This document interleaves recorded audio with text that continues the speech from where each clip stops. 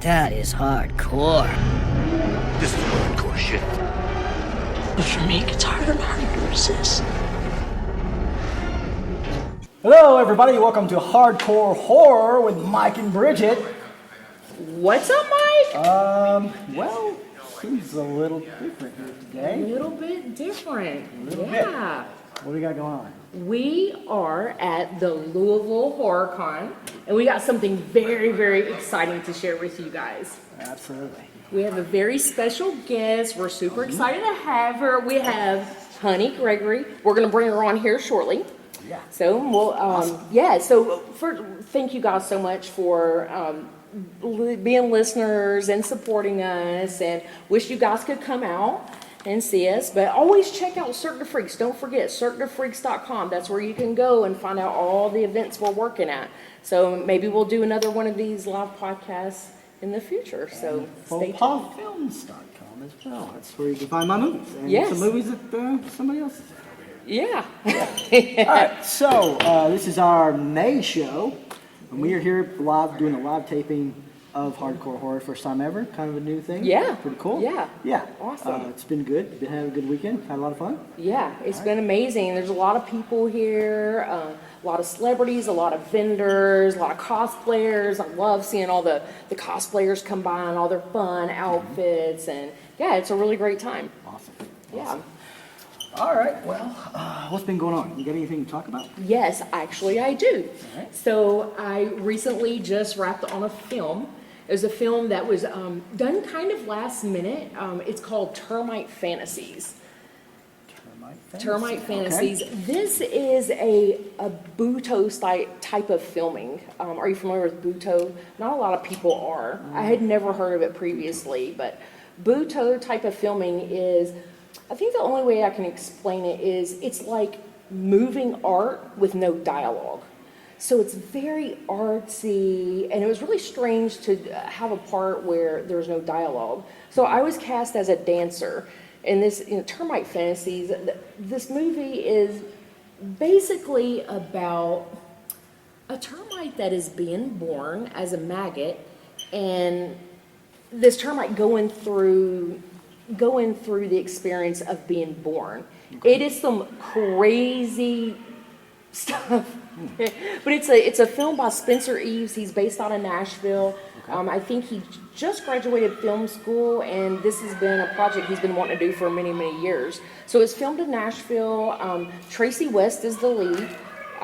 He kind of introduced me to the director, and yeah, I was cast as one of the dancers. So it was fun and different. Awesome. And I will say that just because there's no dialogue, it was still hard. Oh, yeah. Yes. Yeah, I mean, it actually kind of probably makes it a little harder because you have to convey It does. without words, right? Yes, and this particular character, I was considered a creature, and I was supposed to, like, you're thinking, oh, she's a dancer, but no, I was supposed to dance in like very awkward and unusual moves. So it's pretty crazy. The dance scene from the movie Climax inspired this dance scene. Oh, Climax. Okay. Climax, yeah. Do you know the very beginning scene where they do the dance and they all kind of join together and is doing this? They look like a big insect to me. Yeah. So we did something kind of similar to that. So Okay. yeah, and I'll let you guys know when it comes out. We just wrapped a couple weeks ago, so it's pretty exciting. That should be Yeah. very cool. Very Yeah. cool. All right. Yeah, so we got that. We do have a lot of events coming up. I'm co-owner of Cirque du Freaks. Right. We do a lot of vending. So, this weekend we're at Louisville Horror Con. We have, our next one is going to be Spawn of Scarefest. That's in Lexington. Still in Kentucky. Still in Kentucky, yeah. So that's coming up, so we're super excited about that. And then, we've got a lot. We've got CreepyCon and Smoky Mountain Terror. As always, just go to cirquedufreaks.com, see where we're at. So, yeah, we've got a lot going on this summer. What about you? You have anything Convention going on? field. Yeah, right. Convention field. Yeah, but it's always fun, even at slower events, it's always fun. You meet a lot of people, there's a lot of networking, and it's just a lot of fun. Awesome. All right. We'll just do this portion when we talk about movies. Yes. Movies we've been watching recently. A couple of them anyway. What do you want to talk about first? Man, I've seen some doozies. Mm-hmm. So, Yeah. let's talk one. There's one movie that has been on my list for a long time. Okay.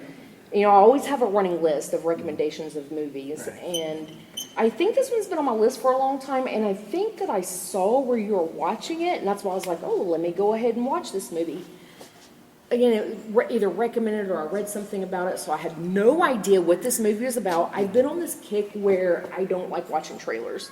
Yeah. Because I feel like they're just giving too much away. A lot of them do. Yeah. So I didn't know anything about this going in. I would almost recommend it. I would almost recommend that. Well, I don't know. So yeah, I mean, maybe. you already know what movie I'm going to talk about, Yeah. don't you?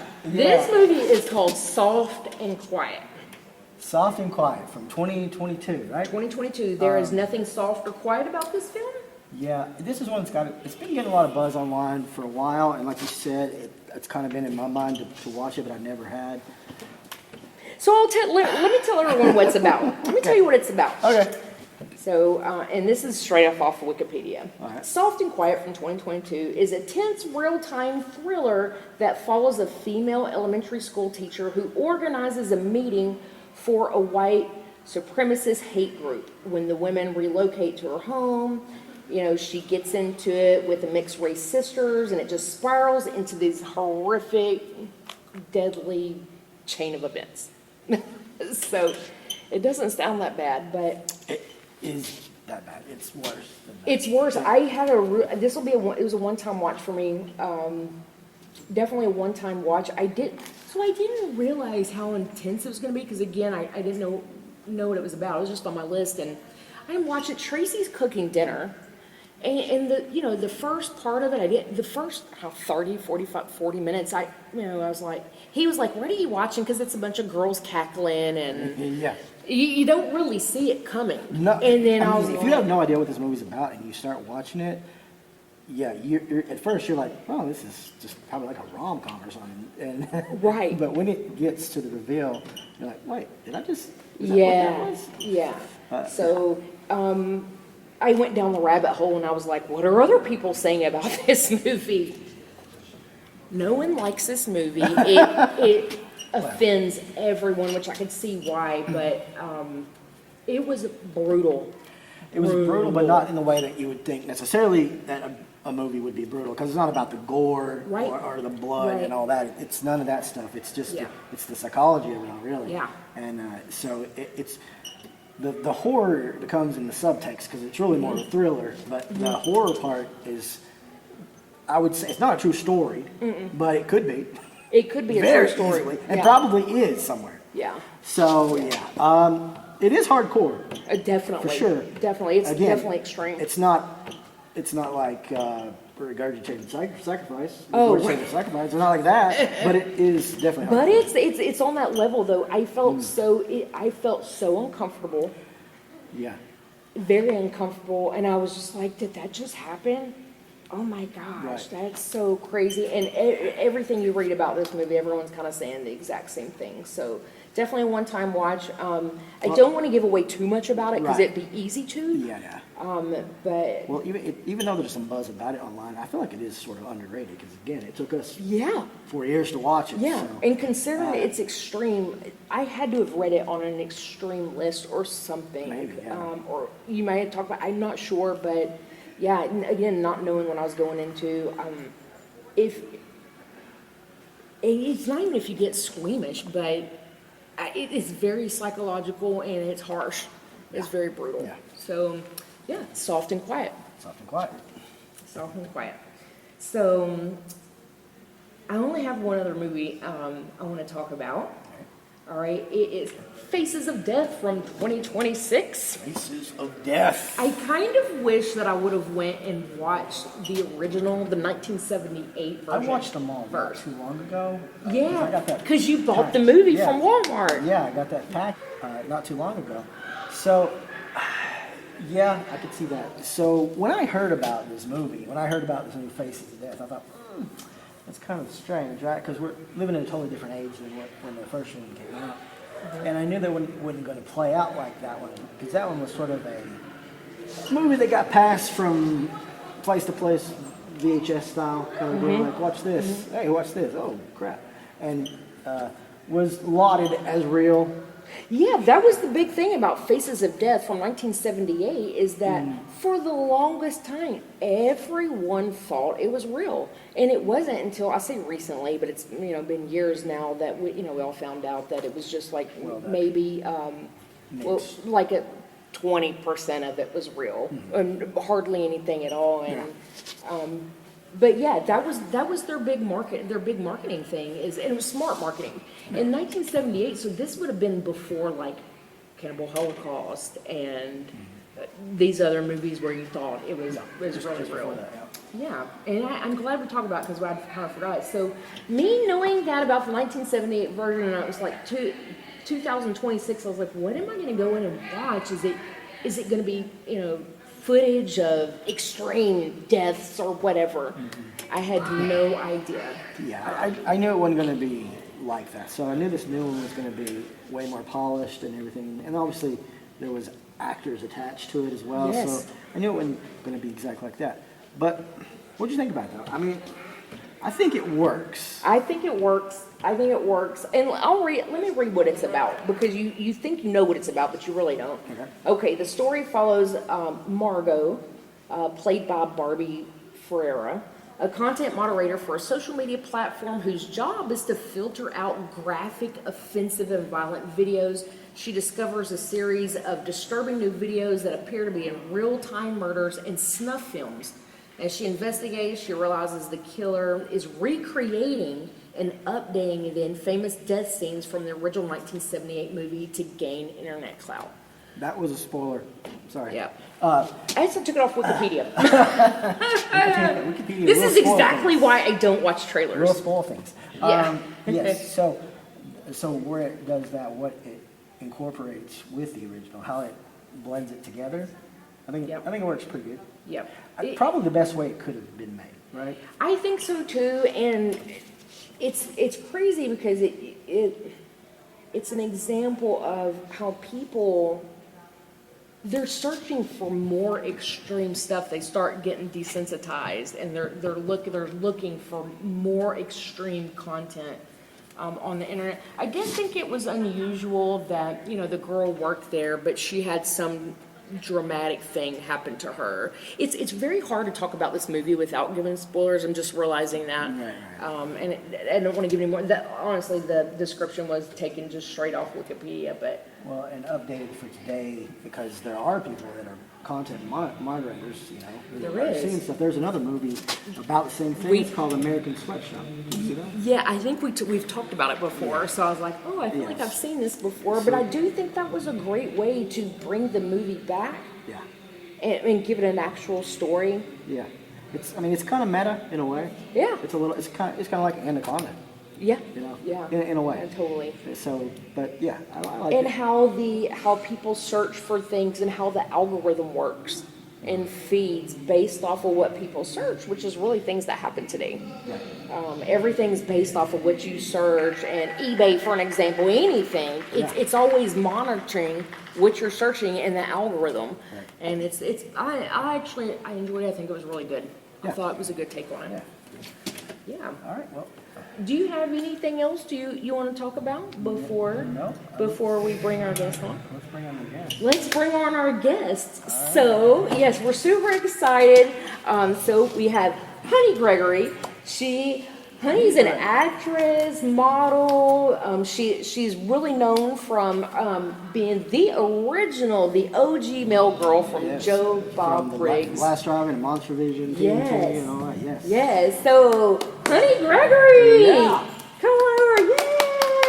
Yay! Thanks, guys. Yay! Yay! We're so glad to have you here. So, I'm so awesome! excited. Oh my Yes. gosh, this is gonna be so much fun. Yes, it is. Hey, so everyone knows you from Joe Bob. Correct. From Joe Bob. Yeah. So tell us like a little bit about your experience on there and Well, what do you want to know exactly? yeah. So Anything particular? yeah. How did you get into it? How did it all begin? I was modeling, Yeah. and I was doing a lot of commercials and music videos and yada yada. And Joe Bob's people reached out to my agent and said, hey, we need a Vanna White. Oh, but okay. Yeah, for the Hubbies, for the Yeah. Hubby Awards. I don't know if anybody remembers that. That was quite some time ago. But he needed a Vanna White girl, Okay. someone that would just do the, And so I got hired to do the Hubbies, and I did it a couple years. And I guess there was like a lot of fan mail or something, because one day I went in and he said, honey, we got to do something else. We got to figure something else for you. And then he called me and said, hey, would you be interested in doing this or that? And so we talked about it, and then next thing I know, I became Honey the Mill Girl. So So when you first started, you weren't the mill girl. I was the Hubby Girl. Oh, I don't Yeah. remember that. Yeah. Okay, that's awesome. Did the Okay. Hubby Awards. So he would have Okay. these silly award shows once a year where he would say, and the best actor, or the best breast actor, or the best Yeah. wing dinger actor, or whatever he was coming up with for the day. And he would make these awards, and of course the person never showed up to collect them. Yeah. And we would just kind of pretend like, are they here? Are they here? And then, of course, they were never there.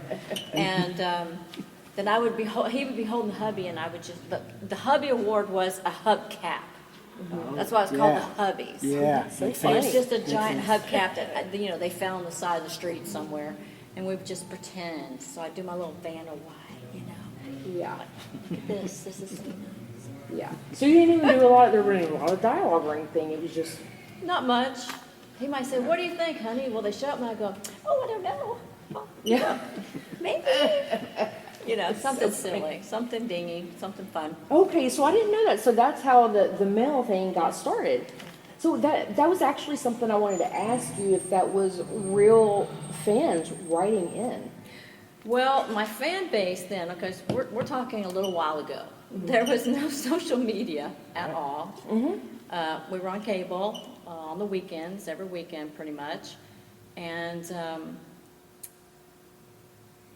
only people who had cable TV could get, Monstervision or whatever. And so a lot of the people who would be up at the, midnight or whatever time we were airing, were incarcerated people.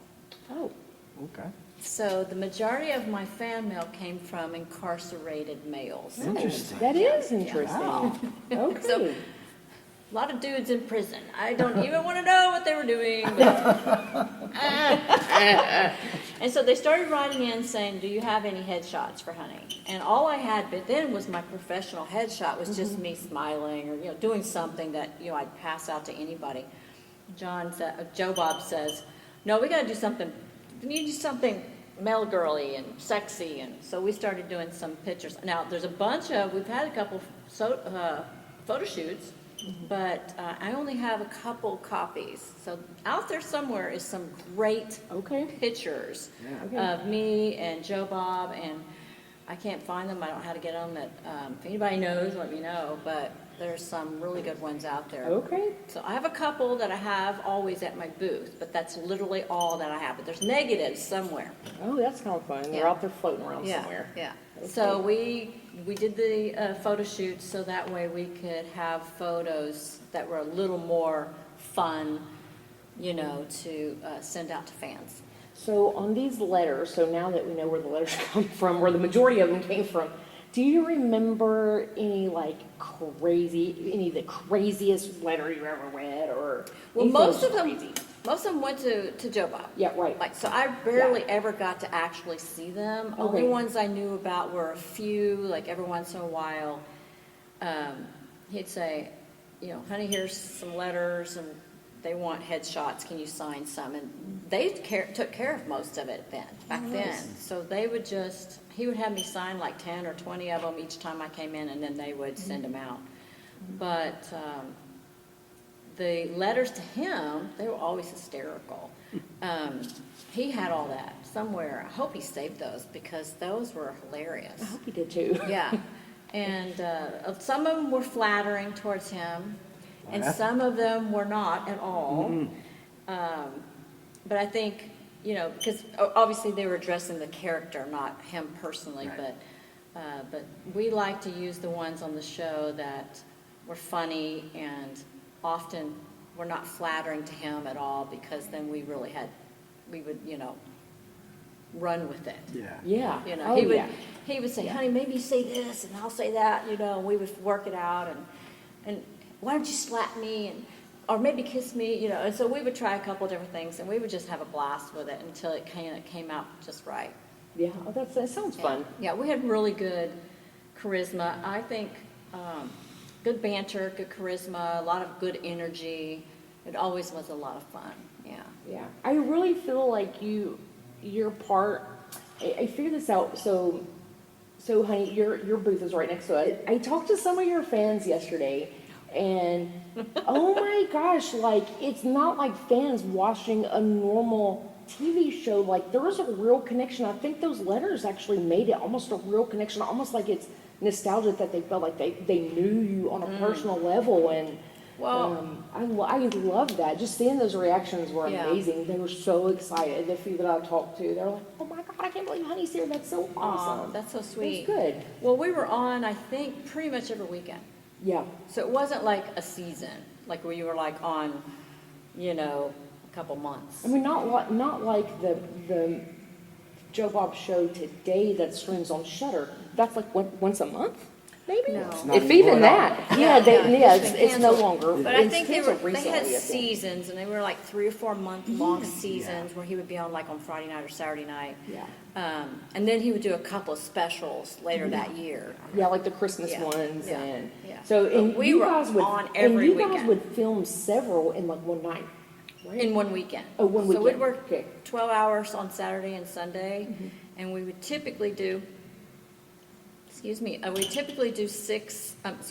12 episodes, occasionally 10, if something was like we just had to get through something. But usually he would have it organized for us to do 12. Yeah. A weekend? Uh-huh. Wow. That's a lot. That's Yeah, a lot, I never yeah. imagined Well, yeah. 12, but I mean My call yeah. time was usually like 6 or 7 in the morning, and I'd get my scripts the night before at midnight. They'd send a runner over, and I'd get a knock at the door at midnight, and I'd be half asleep, and then I'd get up and try to like hold my eyeballs open long enough to read through the Nice. script. So to you get didn't have a lot of time. Woof. Well, a lot of people don't realize is it's scripted. Yeah, It really is I scripted. didn't know I that, did. but I you did. knew It's all that. Yeah. scripted. Even the new show is scripted. Yes. Yeah, it's all scripted. So, but there's room to ad lib if needed, and a lot of times, you know, he would write it one way, and then we'd start doing it, and it didn't work as good, and we would just come up with some, like I said, we would just kind of try a couple different things and then see Yeah. what worked the best. Yeah, it was like Yeah. filming a movie. Yeah, just in there. So when Monstervision was over, did you guys ever try to shop it around somewhere else? Was it ever a thought? I don't know what he did. It was his show, right? So I was gone the last, I think, 2 years. It was still on cable. I went off to Europe to study, and I offered to come back, but you know, you had to fly back, get a hotel, you know, and I think it wasn't really in the budget. But so he wound up getting a couple of more different. I think there was 2, maybe 3 other male girls, Reno and Rusty. That's what I was going to ask you. Were Maybe there one other more. members? Do you remember them or no? I mean, not Not really. really. Yeah. Yeah, well, you know, like I had, you know, this is not any reflection on anybody, but people who were watching it, and I was on there for what, like 8 or 9 years, and then suddenly I was gone, they bring someone new in. You know how people are loyal. You know, suddenly people are like, I don't like this new person, you know. But that's not to say anything about either the ladies, the actresses who, you know, tried to step into my shoes, I guess you could say, but so the gentleman that I was talking to right before this, he was like, I started watching you, because I remember being 14 years old and watching. He said, you are a huge part. I watched every weekend. Oh, You're a I huge love part this. of my Yeah. life. Yeah. And he was like tearing up, and he was bringing his daughter to meet me. He says, I want you to know this person that, you know, had a huge part of his life. And I was like, That's what I'm saying. I bet I talked Oh to my him gosh, yesterday. that's That's crazy. what I'm saying is like your fans, like they really truly felt like they knew you. yeah. The sad part Love is that. we were not aware of it like that. Because there was no social There's no media. social There was media. no conventions. There was no way to really connect unless someone happened to send a letter. But that's what gave them that real connection versus other shows. They didn't have that connection that you Well, guys have. but I didn't always see their letters, Yeah. you know? Yeah, and that's things I thought you did, so. And then it most makes people, you know, I don't know what John did with all the letters. I mean, he might bring a few in. If they asked for like a photo, a signed autograph, then he would say, oh, this person wants in. So do this one to Jeff and to Fred or whatever. Yes, but I didn't get the copy of it. I didn't get to take it home. I didn't get to, you know, save it or whatever. But Yeah, you didn't have an iPhone where you just pull it out and take a picture, you know? you know, back so then. you know, like now, someone's on your social media, so they go to my Honey page on Facebook, and you know, I'm hearing for a lot of people where they could not do that before. There was no way for me to really know unless they sent a letter in. Yeah, Yeah. sounds good. I think now, if he and I had been doing this with the social media now, man, it would have been like really fun and really big, and it would have been amazing. So now, with his new show, you did do a guest appearance. I did get the opportunity, yes, I was so fortunate. Season 4 premiere, a couple years ago, 22, I think it was. Yeah, so what was that like for you? Oh, it was fun. I enjoyed it. It was instant. It was so weird because I was really kind of nervous because I hadn't been on front of the camera in ages, you know. And they had me pop out of a cake and do all this really cool stuff. And it was just like, as soon as the lights were on and I popped out of the cake, it was just like a flood of memories of going back in time. And I was like, oh my gosh, I miss this so much. And then when I got to sit down with him and just start interacting with him, I just instantly felt the chemistry. I instantly wanted, you know, for us to be playful and fun and have a good time. But of course, I was scripted, and I was like, I can only do this. I can say that. And it was just like, ah. Yeah, you guys really did have a chemistry, Yeah. and you could tell that too. Yeah, You could yeah. definitely see it. It was instantly back like that, you know, and it was weird. I mean, like, he was always handsome and I was always pretty, but there was like more than the way we looked and the more than what he had to say. It was just like, no matter if I was smacking him on the face and telling him off, like, how dare you ask me to go to, you know, Florida again or whatever, or Hawaii, Cancun, or if I was just giving him a gentle little kiss. I mean, it was just always something playful and fun and silly, and the audience always loved it. So I we had a think I great time. watched I think I did watch that, and he mentions, he was like, I used to get a lot of crap because I would call you honey, but that was your name. Yeah, well, the feminist is Yeah, what he's yeah, talking yeah, about. yeah. He's talking about feminist. Yeah. Because back then, you know, I mean, we're talking 80s and 90s. Things were different. The culture was different than it is today. And, yeah, so he'd say, hey, honey, you know, come on out here. Or he'd say, speaking of big breasts, Yeah. come on out here, honey. And I'd be like, oh, thanks, you know. Or I'd give him one of these, you know, something, depending on the mood I was pretending to be in, of course, at the time. And so, yeah, you know, he'd come out and be talking about my boobs or my backside or something, and the women wrote in quite a bit. The men didn't have a problem with anything I was doing. It was the Right, of women course, who were like, how dare you know, Yeah.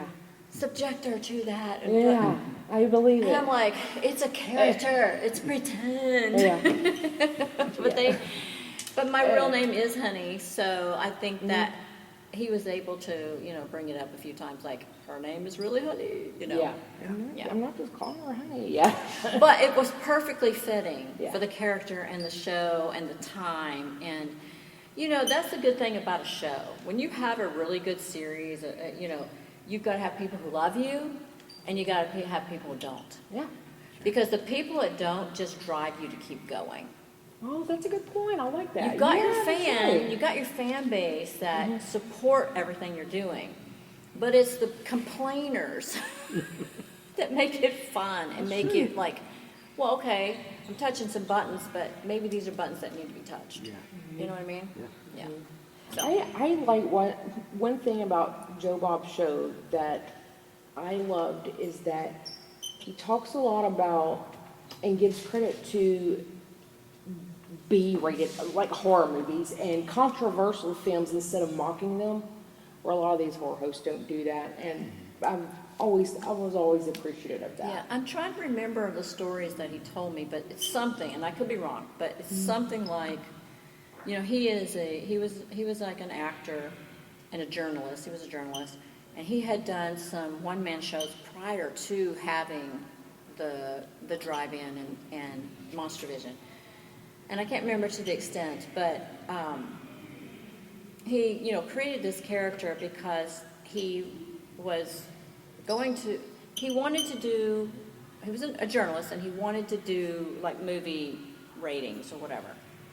And everybody, all the big wigs were doing mainstream movies at the cinema. Right. Yeah. And he was like, but there's so many good movies that are not getting to the cinema. Right. And Not it- only that, but Siskel and Ebert was shitting all over horror movies. anyway. Right, exactly. Yep. Exactly. And yes, and I wasn't going to bring her name up, so I'm glad you did. It's not on my head now. No, and so that was like a thing to him. Like, he was like, these are some good movies, and they have some value. And he came up with that whole rating system and the whole drive, and he started writing that column, and it became syndicated, and of course, it just went on from there. And then next thing you know, he I don't know if it was his idea or what exactly how it happened, but then he got on cable. So I should have brought my water. Yeah. Into the Oh, mouth. you're fine. What's in there? It's just not new. Nothing fun. Yeah, I do love that. I do love that. Is it, we're independent, low budget filmmakers. So, Right, and these lower budget movies, they just don't get the credit that they deserve sometimes. Well, if you're an artist and you're just starting out, you're going to have a low budget film. Yeah, right.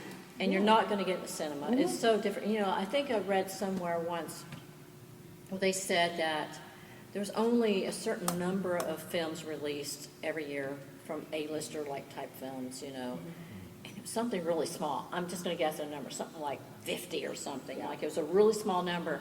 And then you think of all these amazing writers and actresses and artists who want to be practicing their craft. It's kind of like you can't get in a top movie until you've got experience. And how do you get experience to get into top movies, right? And so, and it's the dilemma, even as an actress, because I would go on auditions and they would say, well, what have you done, that's, big or big named? I'm like, nothing yet, I'm trying to figure it out.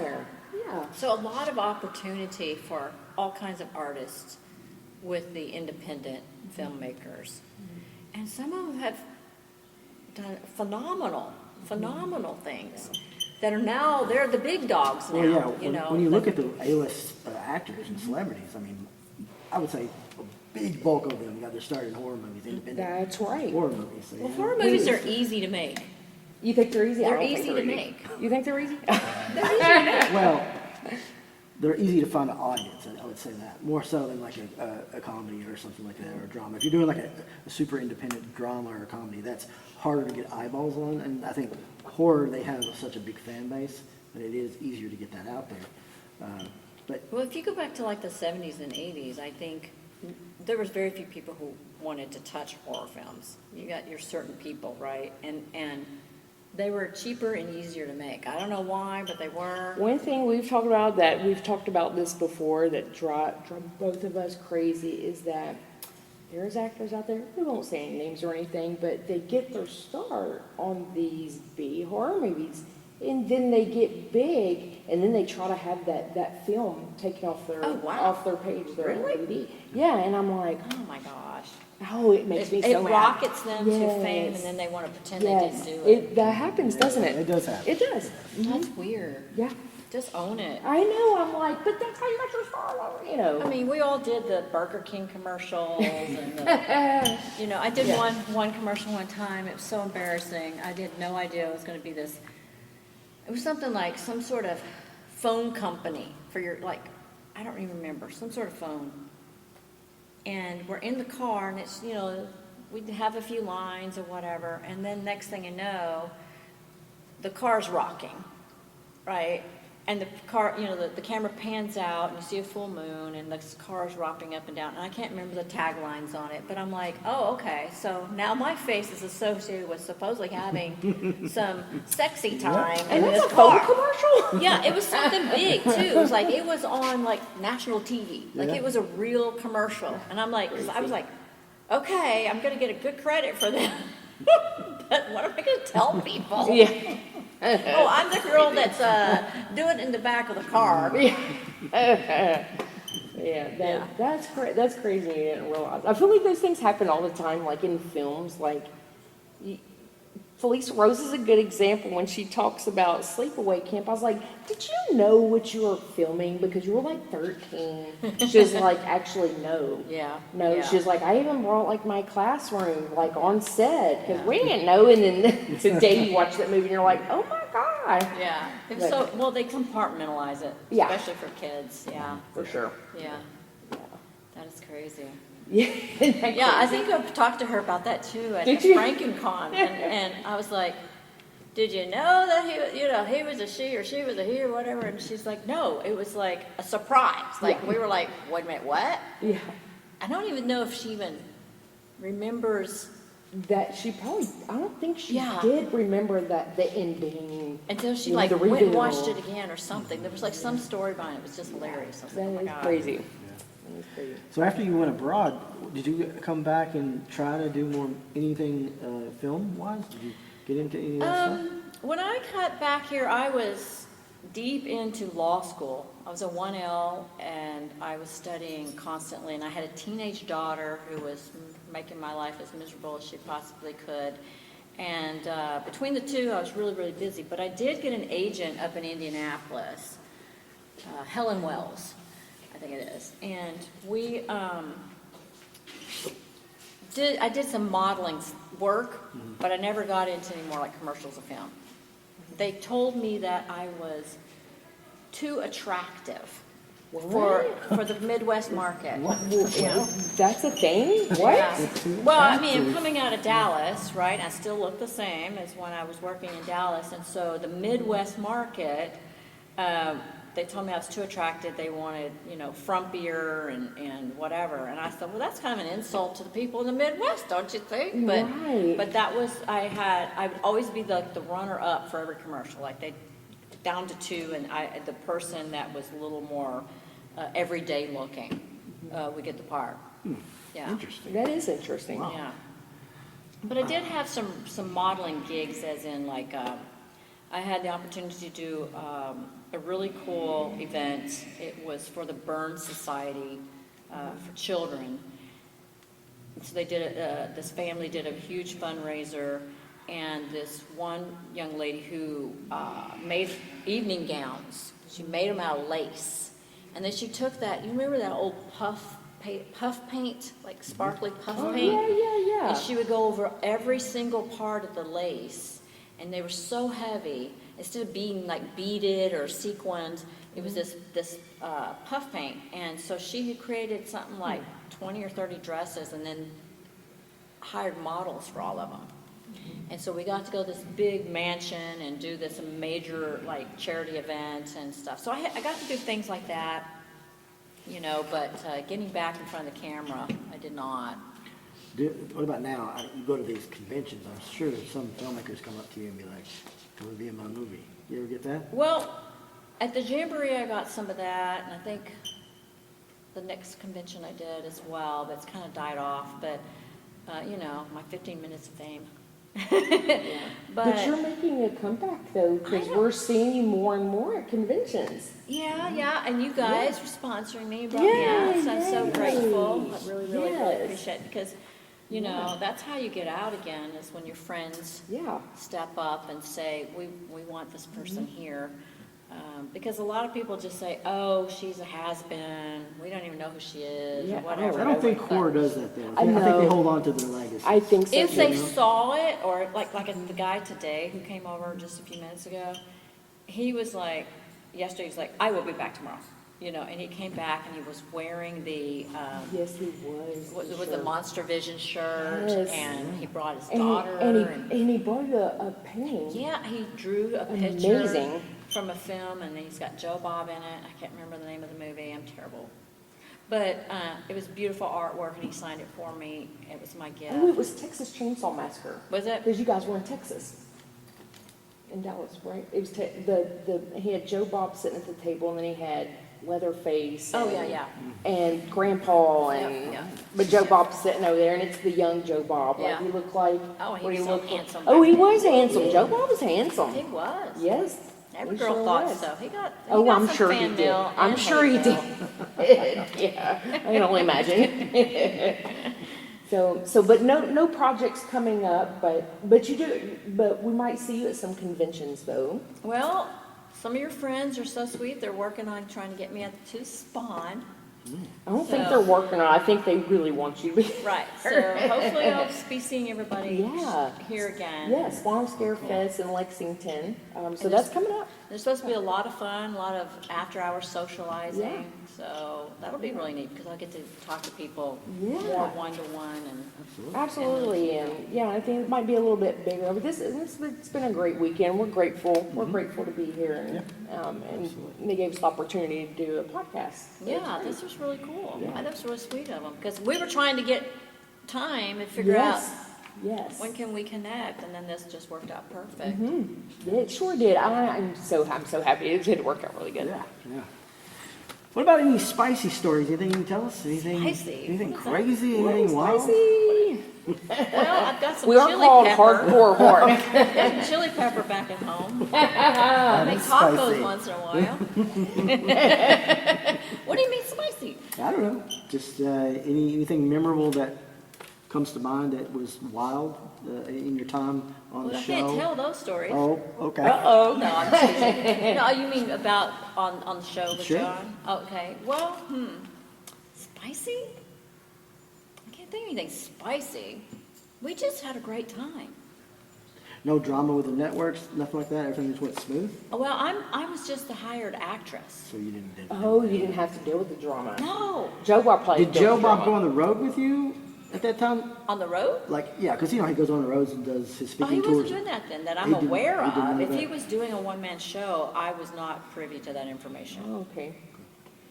Well, did you guys work conventions then? There were Or no such thing. Okay, I wondered. I didn't know. I'd never heard of them until late I 90s. wondered. Yeah. I don't think they were around. If they were very, very few. Very, Now they're yeah. flooded. So that's what I'm saying there's is too like there many. was no social media, there's no conventions, so these letters, that was the one That way was for the fans to connect, the only way. And very few people did. I Yeah. mean, it wasn't like 1 million people were watching us on Saturday night and they all wrote in. Right. That's 2 or 3 people might be Yeah. brave enough to write in. Yeah. Per week or something, or Yeah. maybe 10 or something. But it wasn't like liking 14 different social medias and showing up here and shaking hands. There was, like I said, I had no clue. Yeah. I had no clue until Joe Bob brought me back on the last drive-in. That I had fans that even remembered me. That's what I was gonna say. Did you know how big the show was? Did No. you even know? You weren't even aware No. of it. I feel like that happens a lot. We'll talk to actors, and at the time of filming, especially kids, they're like, I had no idea that Yeah. this was just gonna be huge. I had no idea. Wow. So that's why I wondered if you even knew. I'm telling like, you, I who it went, was. he asked me to come back on, and I said, okay. I went to the Jamboree, and then people were lining up to talk to me. I'm like, what the hell's going on here? Yeah. Well, I mean, I And take you it look back. the exact same. I feel like you look the exact same as you did on the I show. don't know about the exact same, but, I'm trying. I'm hanging in there. Yeah. Well, I Yeah, take it you look back. great. When he was at the Indianapolis Horror Hound, 2009, he calls me, because, we used to talk to each other a lot more frequently than we do now, but he called me up and said, hey, honey, I'm going to be in Indianapolis. You want to come hang out? I was like, well, yeah, don't have to ask me twice. And so I went, and we had a blast, but the people were lined up. We were at the very back, far corner. This is so funny, because they had all these fancy, popular, well-known people up in the kind of front over in this one area. And then Joe Bob and I and his handler, Tracy, were back in a corner, a little table in the far corner, the farthest corner away from the door that you can get. And it's a good thing, because the line was all the way down to the end of the building. Oh, Joe, you guys is lying. His line. I was just, remember, I'm the I'm sidekick. sure they were there to I'm see the you sidekick. too. I'm sure they were But, there to see you too. They were there to see Joe Bob, and so it was very humbling, because I was like, holy moly, people remember. And it was like eye-opening and shocking and surprising and cool and weird all at the same time. And I'm like, oh my God, these people were watching us Oh, yeah. 10, 20 years ago. What's happening on a here? regular basis, yeah, every weekend. And I hear a story after Yeah. a story after a story, you know, like, my dad is dead now, but I remember you and Honey for like 9 years or whatever it was, every Friday night with my dad. And I'll never forget those memories. And I mean, I was like tearing up. Half the people were making me want to cry. I'm like, please, the sob stories, you know, like, and or I had stories like, I didn't have a good family life, but the only joy that I had was sneaking in and watching you and Joe Bob on Friday night or whatever when my parents were asleep because I was in a very abusive home. And I'm like, and That's what I'm saying. Talking to your fans is not like talking to, like, we talk to actors all the time, and talking to your fans, it's a different, they really felt a connection. I think it's because it's every single week. You know, like Yeah. you come into someone's home every single week. Yeah.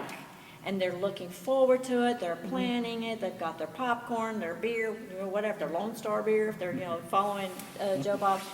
And it kind of became like an event, I guess. And some adults, you know, I talked to a lot of people, it's like, well, I was married and I had 3 kids, and, you know, we would get the kids together, and that was mine and my wife's, like, little date night part, you know, like, when you guys would come on, the kids were already asleep, and we'd watch a scary movie together and watch you guys, you know. So it's like, and that was their thing. And then they'd say, but my wife has now passed away, and I'm like, stop it, you're killing me here. It was so sad. And then other people are like, I've seen them where they come in like son and daughter and dad and mom, and they all used to watch it, you know, and the mom now is like a little grandma, you know, whatever, and I'm like, and they're like, they can tell me line for line what he said and I said. I'm like, God, I can't remember that, barely. Yeah. It's humbling, it's heartfelt, I just don't even know what to say. I wish I had, you know, was able to do more now to get to the fans, because still a lot of people, like, people will show up and go, oh my God, I didn't know you were still around. I didn't know you were doing conventions, you know, because millions of people watched us on the weekends. And so there's millions of people out there with these memories that don't know how to find me. They're starting to find Joe Bob again because he had the new show. But now, I mean, so many people are sad that it's been canceled because, and that's a whole new fan base. Yeah, You know, that's a whole new fan base. That's a whole new generation of people now who love the horror because of him and his style. So he'll live on forever. Yeah. And I'm so grateful to have been a part of that. And the OG. I see You him started someday. Melrose. I see him at the Wax Museum with me on one side and Darcy on the other. Funny. Wouldn't that be great? That would be great. Anything else? No, I think that's it. Okay. Well, Thank you for being our Yeah. guest. Thank you for It's a having lot me. of It's been so fun. much fun. And I know that because you even mentioned, you're like, people probably wonder where they can find me because I am out here. So on social media, where can they find you? So I have a Facebook page and it's just called Honey. You'll see my picture on there. Super easy. Yeah. Honey. And then I think my Instagram is, I think we changed it. I think it's Honey Michelle Gregory official. I think you're the official, yeah. Yeah, because it originally was Honey the Mail Girl, and it got weird, and so we switched it. So now it's Honey Michelle Gregory Official on Instagram. And I think I have some other stuff, but I don't know anything about it, and I don't post anything on any of those. But I've been recently invited to do Cameo, got qualified for that. And someone asked me recently to have an Only's fan, but I think I'm a little old for that. So. Unless someone's got 50 grand, I might start posting pictures. Cameo would be so good for Wouldn't that you, be though. fun? Yes, I think you would do great at those, and I think that you would get Yeah. a lot of people reach out to you. I really, truly do. I think it'd be fun. It's just, I heard there's like a lot of rules, like you have to make sure you do it within so many Yeah. days. And sometimes with work and stuff going on, I don't know that I can commit to that yet. Maybe. I don't think it's that bad. You could talk to Tracy because he's on there. Okay. But I don't think it's that bad. You do have a turnaround time. I don't think it's too bad, but Okay. I think that's great. So that's coming then. I don't So know. Cameos Something might be happened. coming. Okay, so I am old. and I am not of the digital age. So if I have people who help me set things up, then I can do it. But other than that, girl, my daughter can say, Mom, download an app. And I'm like, what's an app? You know, show mommy where those are at. No, she I has to go get that. show me where the Play Store and, you know, put it in. And at one of the conventions, we were trying to set up PayPal because some guy wanted to buy a bunch of stuff and he only had PayPal. It took her 10 seconds because I played with it for half an hour. And I'm like, I can't figure this out. She goes, there, Mom, my God. Yeah, that's what we have those kids for, yeah. To keep us fresh. Yeah, keep us relevant. Yes. Yes. Well, thanks, So guys. that and conventions, so we might see you coming at conventions too, so. You know, I really appreciate Bronson and Brandy and now you and Tracy.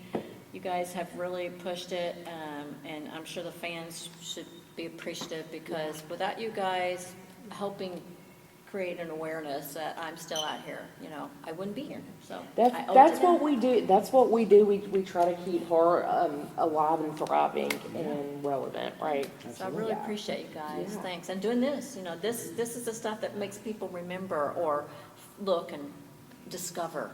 Yeah. Oh yeah, absolutely. Yeah, And and of course, nobody can go watch the shows because they're not on anywhere, but you can find Well, them they on are. YouTube. yes. They and- are, and though. internet They're on Patreon, so they're on Joe Bob's Patreon. Oh, So okay. they're digitizing all the old videos. And I Nice. have some of the old reels of the whole, you know, it's like this massive tapes that I need to have converted, but I have Yeah. a few of the old ones. But he has, supposedly they have tried really hard, so I think Darcy and some other people, or one of her friends, were trying to get them done.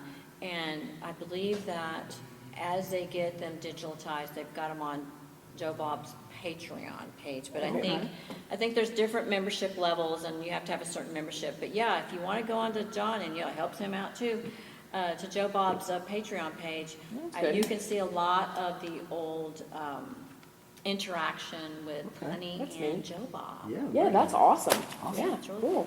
Well, thank you again Yep. for coming on. Thank Yeah, it's you. been awesome. So much fun. All right. Yes. As for everybody, what do they have to do? They have to stay Hardcore! All right. All right. Thank you. Thank you so much. Thanks, appreciate it. Yay. All right.